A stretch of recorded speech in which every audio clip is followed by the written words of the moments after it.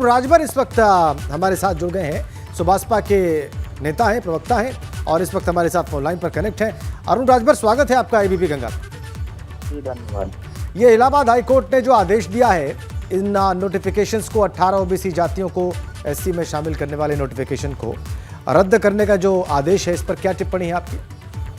देखिए, ये तो रद्द होना ही था। जो पावर राज्य सरकार को नहीं है, जो पावर केंद्र सरकार को इन जातियों को श्रेणी में खड़ा करने का, वो तो जो राज्य सरकार के अधीन नहीं है तो रद्द हो ही जाएगा। जबकि 3 अक्टूबर 2013 को केंद्र राज्य सरकार को एक हाईकोर्ट ने आदेश दिया था, वो आप याद कर लीजिएगा कि 3 अक्टूबर 2013 को कि जो जातियां अपनी आबादी से आरक्षण का लाभ ज्यादा उठा रहे हैं उनके आरक्षण पर रोक लगाई जाए।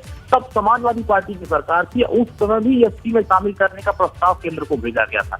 इसकी प्रक्रिया एक लंबी है और इसकी प्रक्रिया लंबी इसलिए है कि राज्य सरकार एक प्रस्ताव बना सकती है और वो राज्य सरकार केंद्र को भेज सकती है और केंद्र सरकार अपने कैबिनेट में ला करके उसको पास करा लें और लोकसभा और राज्यसभा में बहस करा करके उसको पास करा करके अनुसूचित जाति जनजाति आयोग की सहमति ले। उसके बाद आरटीआई के पास पंजीकृत करावे इन जातियों को कि वहां जब पंजीकृत होगा उसके बाद राष्ट्रपति महोदय के पास जाएगा, वहां एक जियो बनेगा, दस्तक होगा, जियो बनेगा, वो पूरे राज्य को भेजा जाएगा कि इन जातियों को श्रेणी में रख लिया गया, इनको सामाजिक स्तर पर, शैक्षिक स्तर पर नौकरियों हिस्सेदारी अब ऐसे देना चाहिए। लेकिन ये चीजें हो नहीं पा रही। केंद्र सरकार को प्रस्ताव भेज दिया जाता है, वहाँ बहस नहीं हो पाती है और न कुछ हो पाता है। एक तरीके से राजनीतिक फायदा उठाने की हमेशा से कोशिश सरकार रही हो, ये भेजा हर सरकार में जाता है। लेकिन दिल्ली में बैठे हुए सांसद वहाँ खामोश रहते हैं, वहाँ बोलने की जरूरत नहीं बताते हैं कि इस मुद्दे पर वहाँ बहस किया जाए।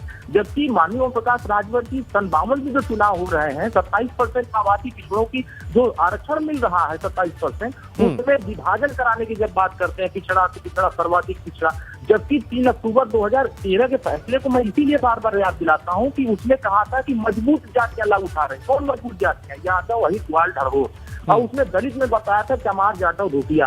तब तो इन लोगों ने इम्प्लीमेंट नहीं किया और उसका विरोध नहीं किया कि नहीं, हाँ ये चीजें होनी चाहिए। हमने विरोध किया तो समाजवादी पार्टी क्या कहने लगी कि सामाजिक न्याय समिति की रिपोर्ट लागू नहीं होनी चाहिए, इनको लाभ नहीं मिलनी चाहिए। तब एक बार 41,000 पुलिस की भर्ती निकली थी 2013 में, आपको याद होगा 2013 में 41,640 की भर्ती निकली थी। उस समय इसी फैसले को लागू करना था कि इन जातियों को लाभ मिलना चाहिए। जो 18 जातियां ये हैं और 79 जातियां जो अति पिछड़ी जातियां हैं, इनको उनमें शामिल करके इनको नौकरियों में हिस्सेदारी देनी चाहिए। लेकिन माननीय मुख्यमंत्री जी ने अभी वर्तमान में एक परीक्षा कराने की बात किया।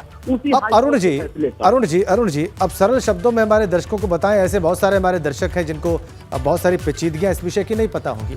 अब आपकी पार्टी क्या करेगी? चूंकि हाईकोर्ट ने बहुत स्पष्ट कर दिया है कि देश की संसद करेगी तो संवैधानिक होगा, वरना यहां से करने का, नोटिफिकेशन जारी करने का कोई मतलब नहीं है। तो अब आप क्या करेंगे? देखिए, अब सरल भाषा में समझ लेना है कि जो हमें संवैधानिक अधिकार मिले हुए 27% आरक्षण का जो लाभ पिछड़ी जातियों को मिल रहा है, क्योंकि हम अभी ये सभी जातियां पिछड़ी जाति में हैं, ये अनुसूचित जनजाति और जाति में नहीं है, सभी जातियां पिछड़ी जाति में और उनको 27% का लाभ मिल रहा है। लेकिन जो मजबूत जातियां हैं पिछड़ी जाति में, वो इनको लाभ नहीं लेने दे रही है। चाहे किसी भर्ती की प्रक्रिया हो, कोई भर्ती हो, उसमें इनका लाभ नहीं पर। ये इनको लाभ तभी मिलेगा जब 27% का विभाजन होगा, पिछड़ा अति पिछड़ा सर्वाधिक होगा, जो मजबूत जातियां उनको 7% में खड़ा किया जाएगा। इसकी कोई उम्मीद दिखती है आपको अरुण राजभर जी वर्तमान व्यवस्था में, वर्तमान सरकार के अंदर? देखिए, मुझे तो उम्मीद है, मुझे तो भरोसा है। वर्तमान सरकार जिस तरीके से काम बढ़ा रही है, जिस तरीके से कदम आगे बढ़ा रही है, अभी माननीय मुख्यमंत्री जी कुछ समय पहले एक सभी ठीक है, ये आप बड़ी महत्वपूर्ण, ये आप बहुत महत्वपूर्ण कह रहे हैं अरुण राजभर जी कि आपको उम्मीद है, आपको भरोसा है कि सरकार में काम हो सकता है जो आप कह रहे हैं। बहुत बहुत धन्यवाद अरुण राजभर हमसे बातचीत करने के लिए।